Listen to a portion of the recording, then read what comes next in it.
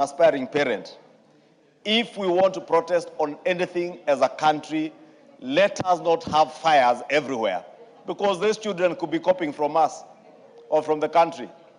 Therefore, I say that careful not to condemn anybody, Honorable Speaker, but to plead with the nation that we learn from our past mistakes. When the school in Ukambani, I think it was Changuli High School, when we lost 67 students in that school, there were measures that were taken, some of which I believe were already in place in this school. But that tells you we have a deeper problem than the physical things that we do.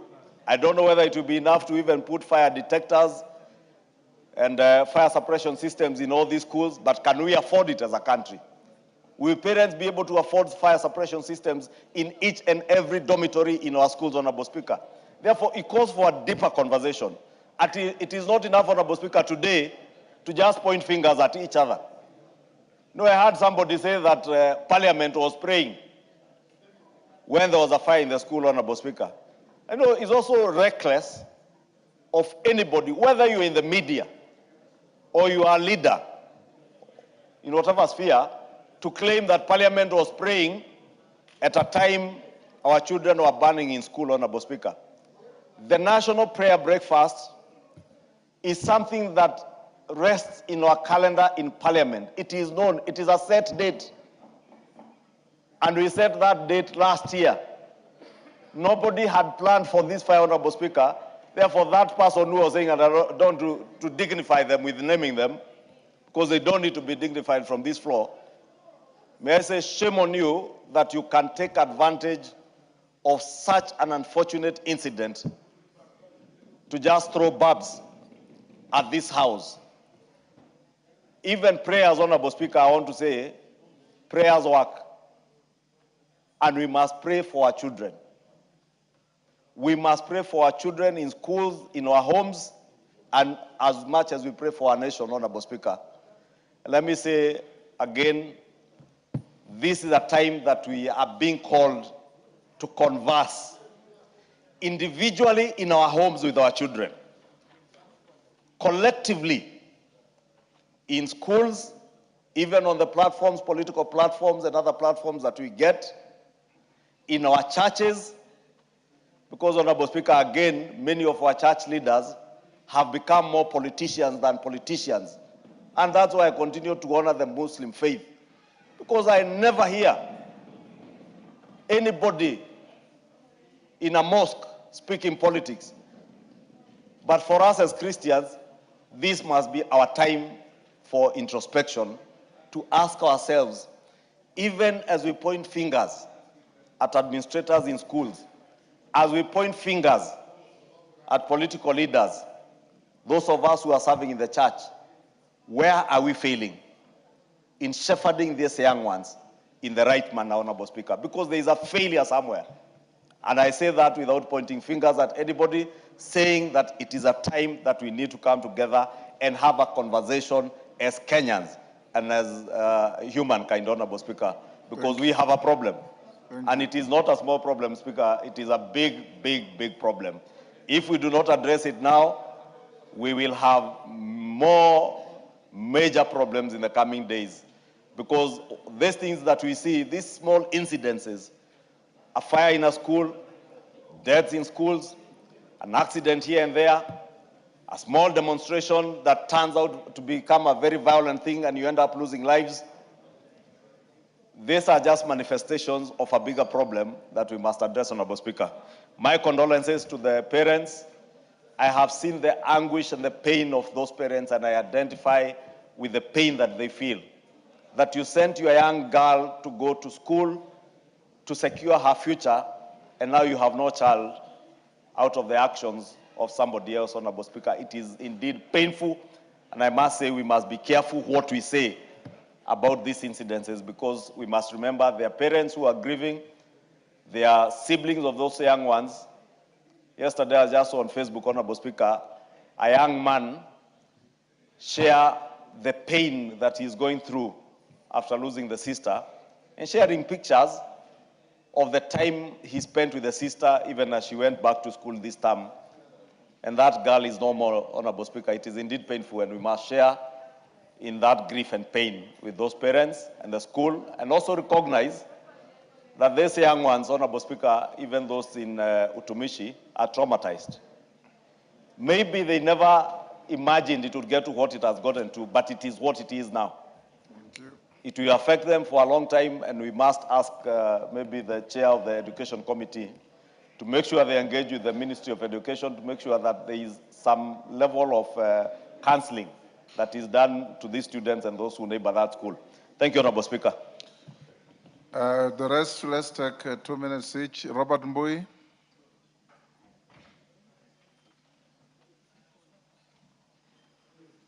Give Robert Mbui. Is it on this, Robert, or something else? There's a mic next to you. Thank you, Mr. Speaker, for this opportunity. Mr. Speaker, you know, I've actually, in my previous life, been involved one time in handling a matter of arson in a school. And Mr. Speaker, what was surprising is that the children that were involved in that case of arson, majority of them had no idea why they were involved. And only one is actually the one who had the plan, because the intention was for the school to be closed so that they could go and restock their supply of drugs because they had run out. So sometimes there are very flimsy reasons that are used to cause these cases. And Mr. Speaker, arson is a crime. Unfortunately, when arson leads to people losing their lives, it ends up becoming murder, which is another crime. So the question we are now grappling with is how then do we try a crime that is actually at such a level as murder? Because yes, we know they are children, but then what about the ones who have lost their lives? So, Mr. Speaker, it's a very, very sensitive place we are in, and I want to agree with the Honorable Martha that maybe we don't get into too much into the details, but it is important that as we proceed, the government must come up with maybe a commission of inquiry. I remember a while back we had devil worshipping in schools, and there was a commission of inquiry that dealt with it. So maybe now we need to find out what is it that is making our children, just Kenyan children. Because, Mr. Speaker, this is not a global problem. This is a Kenyan problem. Actually, arson in schools is a Kenyan problem. Are we going to have to do away with boarding schools? Yet we know that their parents and their children who have no alternative but to have their children in boarding. So, Mr. Speaker, I sympathize with the lives of those ones that those families that their children lost their lives. But I think as a government, we must find a solution going forward. But, Mr. Speaker, finally, I want to say the last time we had such cases, the Ministry of Education came up with a raft of measures, which, Mr. Speaker, sometimes is just, it's like we are treating the symptoms instead of the problem. Mr. Speaker, when the ministry says, for example, that they are not going to allow beds that are wooden in schools, I don't think that's really part of that is a solution to the problem. Because if anything, if you look at some of the international schools, they have very beautiful furniture that is wooden. Now, if you say that the beds must be metallic, what about mattresses? Are you going to make the mattresses metallic? Are you going to make the curtains metallic? So we may need to find another solution, not to deal with those things on a half-baked measures. Thank you, Mr. Speaker. Dorothy Kiara. There's a lot of interest, so take a minute each. Thank you, Honorable Speaker. Honorable Speaker, allow me to join Honorable Mother Wangari, MP for Gilgil, in condoling with the families that have lost their loved ones.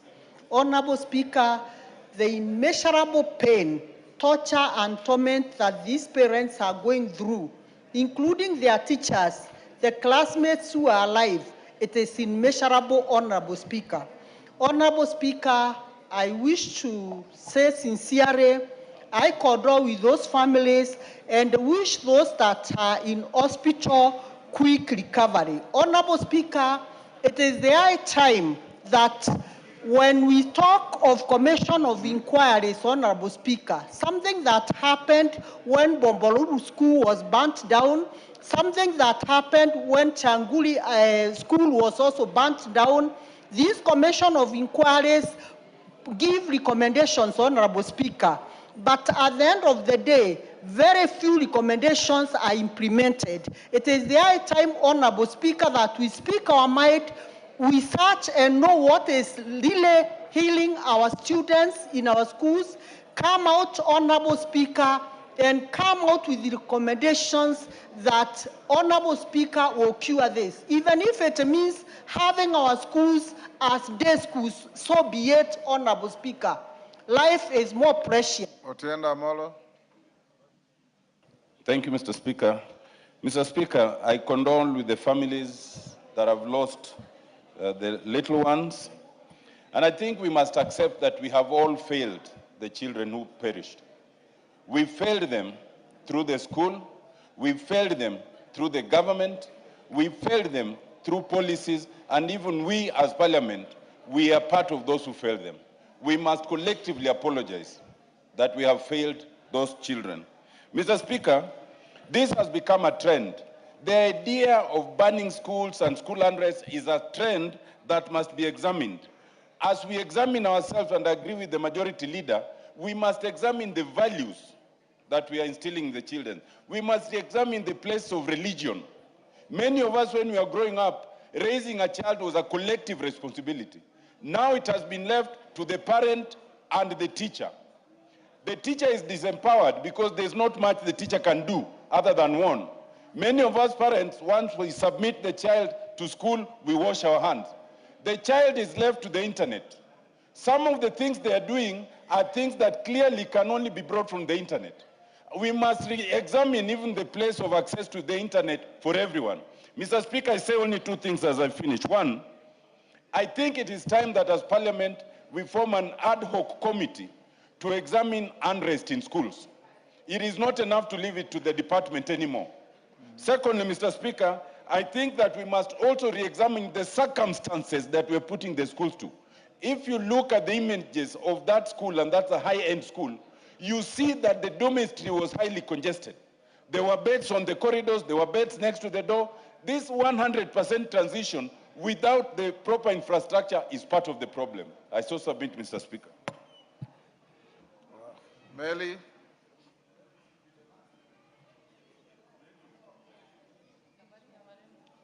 Okay, Meli, yield the floor. You'll speak later. Yes? Let me comment last, yes. Listen to others first. Yes, Mwalimu Taitumu.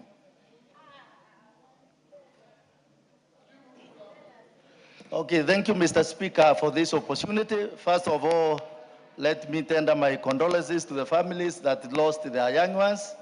Number two, Mr. Speaker, this is an exhibition of high levels of moral decadence in our society. Our moral social fabric, Honorable Speaker, is wanting. In relation to what happened in the Utumishi Academy, Mr. Speaker, some principals live in ivory tower, such that there is no flow of information from teachers to the principal, particularly where we have the girls. The men who teach there, they cannot pass information to the principals because if they do, at times they are victimized, hence bringing a gap between the administrators and the teachers who should be manning those institutions. As it has been said by the majority leader, Mr. Speaker, it is said that monkeys see, monkeys do. What is happening in our society today? Your time is up. Mama Zamzam. Asante sana Mheshimiwa Spika, na mimi niweze kutoa rambirambi zangu kwa shule ya utumishi kwa watoto walioteketea na moto. Mheshimiwa Spika, ni jukumu letu sisi sote, na hasa nielezee wazazi jukumu la kumwachia mwanafunzi kwa mwalimu ni jukumu ambalo ni lake yeye mzazi, Mheshimiwa Spika. Na Mheshimiwa Spika, hii ni mambo ambayo yametokea, sio mara ya kwanza Mheshimiwa Spika. Ni wakati umefika mambo haya yaweze kuangaliwa, na mwalimu pia niweze kumwelezea kuwa ikiwa mwanafunzi unaona na uzito wakati wa mtihani, tusiwasukume sana. Na nielezee pia wanafunzi, na wengi wako hapa, kuanguka mtihani sio mwisho wa maisha. Pengine hii ndio inafanya mtoto anaona mtihani umetolewa tarehe 16 hadi tarehe 2 hapa anaamua kuchoma shule. Hawa ni criminals, Mheshimiwa Spika, wanafaa kuwe ndani, na wazazi pia wa take responsibility. Tumepoteza watoto wengi sana Mheshimiwa Spika, akiwemo mtoto kutoka Mombasa. Kwa hiyo mimi na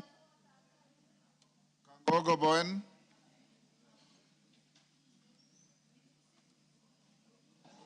Mr. Speaker, let me join my colleagues also to condole with the family of the 16 girls. Mr. Speaker, and to say as a parliament and as a country, Honorable Speaker, we need to reflect and relook again this issue of boarding schools. Mr. Speaker, if you check in the developed countries, there are very few or even no boarding schools. I think we need to relook about boarding schools as a country. Number two, Honorable Speaker, we need to come up as a country and also as a ministry, and the chairman of education, Meli, must listen to this, Honorable Speaker. We need to have a standardized and policy, especially on the domes across the country, Honorable Speaker. You will find that there's, what we saw from those domes, they were very congested. In a cube which is supposed to take 12 girls, they are more than 12. Wangwe. Thank you, Honorable Speaker. Honorable Speaker, allow me to join my colleagues to condole with the family of the 16 girls who lost their souls during the inferno. Honorable Speaker, whereas the fire was taking off in Utumishi, it also happened in my constituency. Two schools, Emulama Primary School and Ingotse Boys High School, Honorable Speaker, together with Chabuisi High School. Honorable Speaker, this is a bad precedent that we are seeing. The issue we must look at is, can we call for a whole comprehensive understanding, maybe through Parliament and any other investigatory organization, authority, Honorable Speaker, that the Parliament sets up an ad hoc committee, the way my colleague has said, to look at what is happening in fires across the country. Honorable Speaker, listening to what is happening, quoting my place, Honorable Speaker, is that a few of my students had issues, but the principal did not bring out those issues on time, Honorable Speaker. Can we have a way of understanding? Thank you. Maclap, death has no gender. Thank you, Mr. Speaker. My very sincere condolences to the parents who lost their loving ones, and quick recovery to those students who are still having injuries. Mr. Speaker, I am one of the first members of Parliament to be in that school, together with the Minister for Education, the PS, and the Minister for Interior. Mr. Speaker, what I saw is not very good for this country. Mr. Speaker, even today, I am equally affected because one of the students comes from Barwesa, and their father is Raymond Kangogo, Chepkonga, and up to today, they don't know where their daughter is because out of the 16, 11 students have not been able to be identified. So, Mr. Speaker, I ask also the forensic people to speed up. Your time is up. We should try to come to an end on this. Wanjala.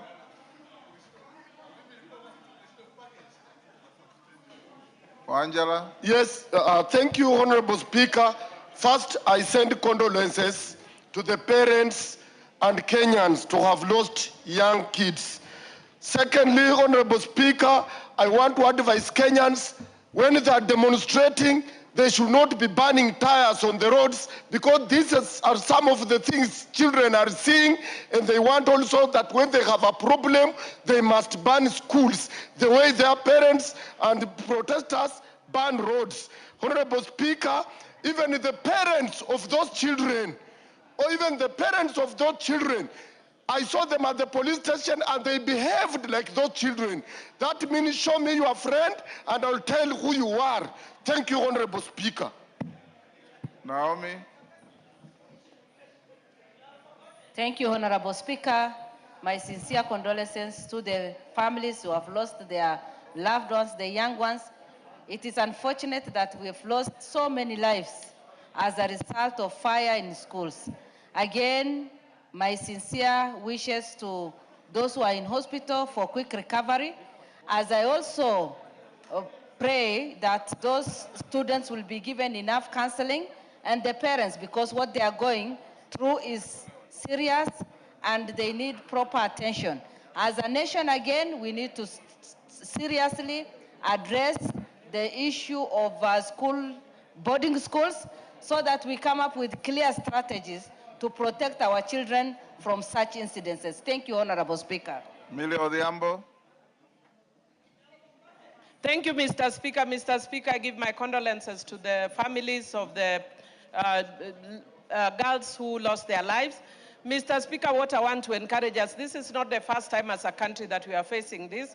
So let us not have knee-jerk reaction to this situation, condemning parents, condemning teachers, condemning everyone, when this problem might be much bigger than this. Let us, after this, look comprehensively at what the situation is. It's not necessarily about boarding. It may not necessarily about people burning tires, but we could be facing a much deeper problem. Let us, after this, look at what is bedeviling our country, especially our young ones. Mr. Speaker, thank you. Can we end here?